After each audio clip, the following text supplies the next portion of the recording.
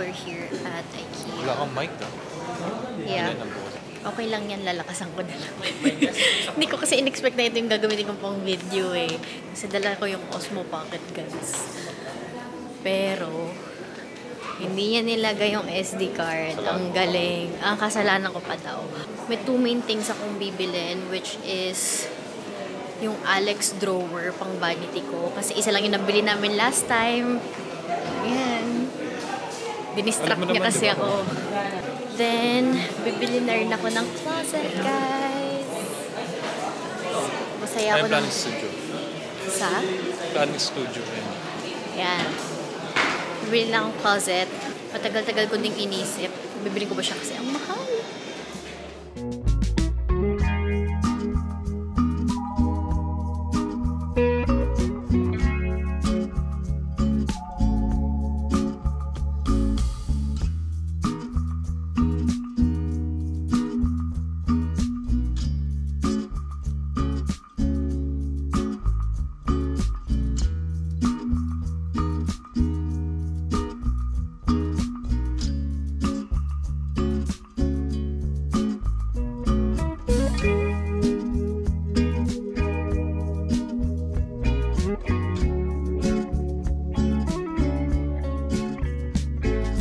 So if you're planning to customize your closet, you can go to IKEA's website, go to the PAX planning tool.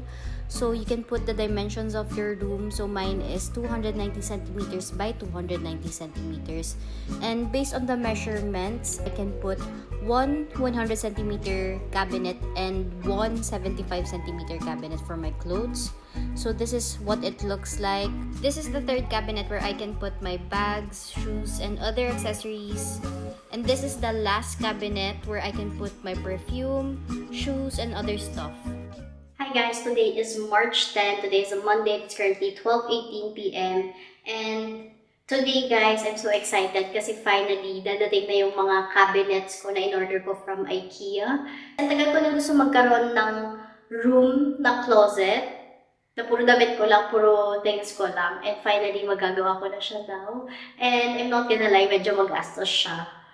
Magastos bumili ng cabinets sa IKEA, pero okay lang. It's worth it. So, I actually bought the cabinets yesterday. And ang bilis guys, today rin siya i-deliver. So, may option doon na pwede kong ipagawa sa mga staff nila. Pero, pinag-usapan namin ni CJ na sabi namin kami na lang. So, sabi niya, kaya naman daw niya. So, yun na lang. Then, i-deliver na lang siya here sa condo. So, may two options. Meron yung truck delivery, which is 600 pesos. Then, meron yung express delivery na 900. So, ayoko kasi na matagal pa i-deliver. 300 peso difference lang naman. Kaya kinuha ko na yung express. Then, ayun. Kaya hindi siya i-deliver later tonight. So, chinus ko na time slot is 5 to 10 p.m. And, ayun. Ayun pala, I also forgot to mention na sumakto guys. Kasi yung pagbili ko ng... Ang ingay ng paa ni Milo. Halika nga dito. Kami, apa. So, I forgot to mention na may promo pala yung PAX system from March 6 to 16. So, sumakto. Hindi to sponsored guys, sumakto lang talaga. So, pag minimum purchase ng 35k, meron kang 5k GC na makukuha. So, sakto. Ayun, inavail ko na lang yun, hinintay ko na lang. Kasi, isang drawer lang yung nabili ko last time para sa vanity ko. And sakto yung price niya. Kaya, ayun, parang hindi na ako gagastos guys. O, you say hi muna. Ikaw muna. Kulit-kulit mo, you smell like Fritos.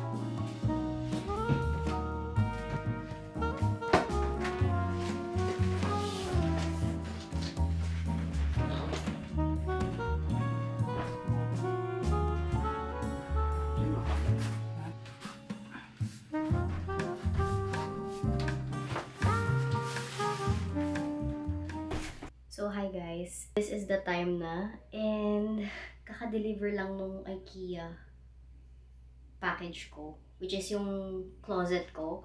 And ang schedule niya to be delivered is 5 to 10 p.m. So dumating sila magi-11 na. And honestly guys, ayaw na talaga pumayag ng guard na mapadeliver ko to kasi apparently until 5 p.m. lang pala yung deliveries nila sa mga ganitong packages. Pero I didn't know that, as in hindi ko talaga alam kanina.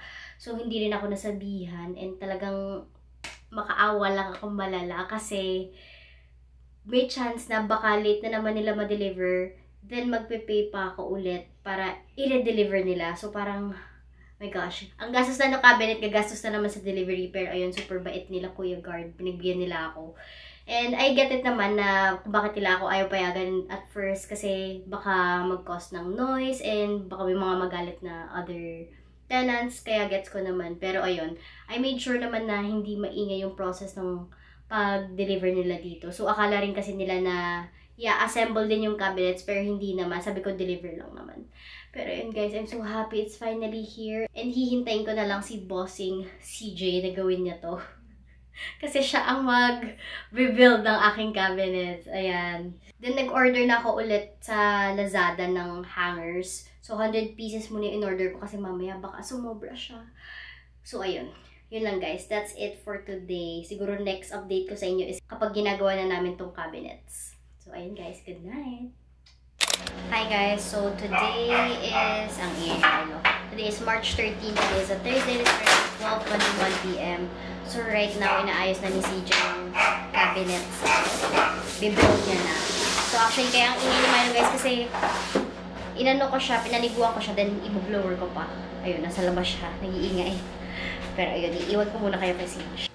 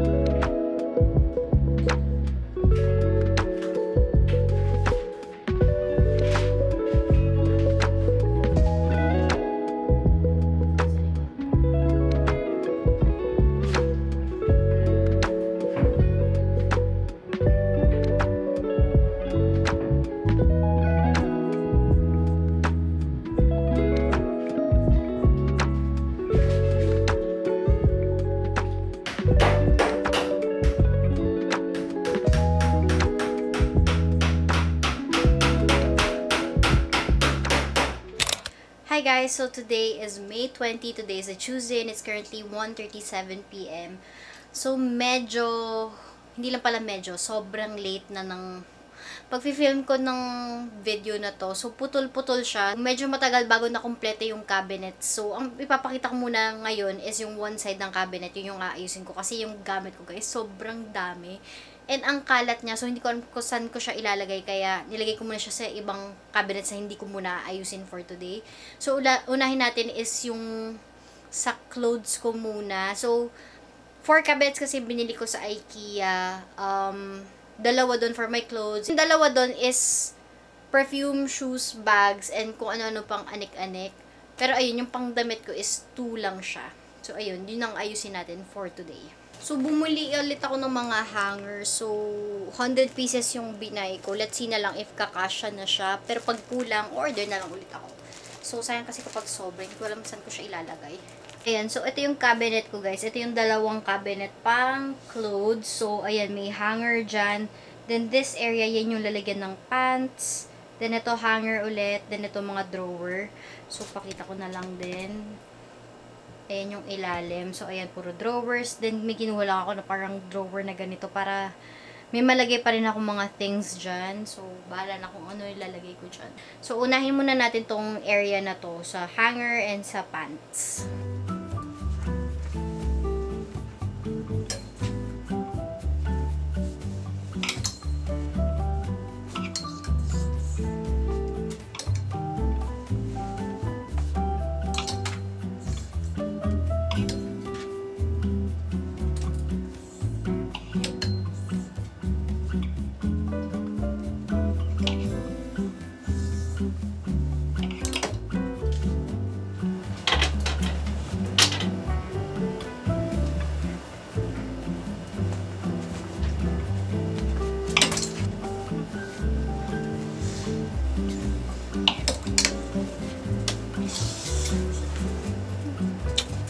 Milo, no, don't get that. Ay, gugulo. Baho. Kumain ka Tara, na? labas na.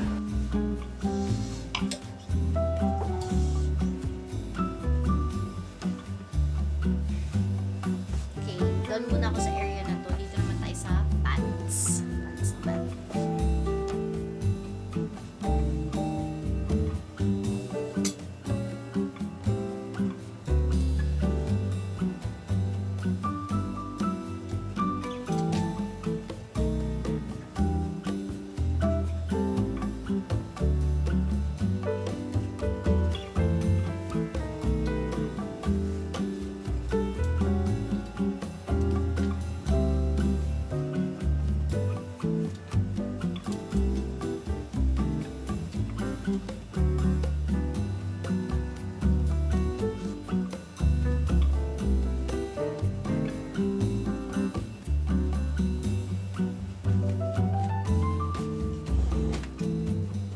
Okay, so hindi ko pa alam ano ilalagay ko dito sa bottom drawer sa ilalim ng pants. So, let's move on sa side na muna na to. Unahin natin to, yung hanger.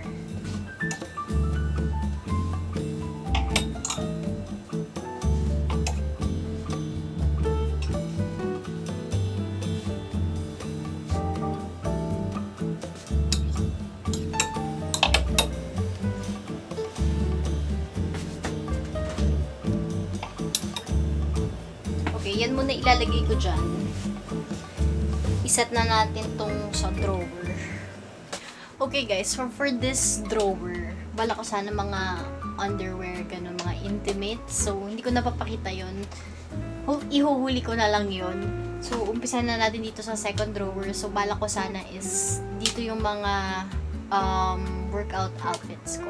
Ayan.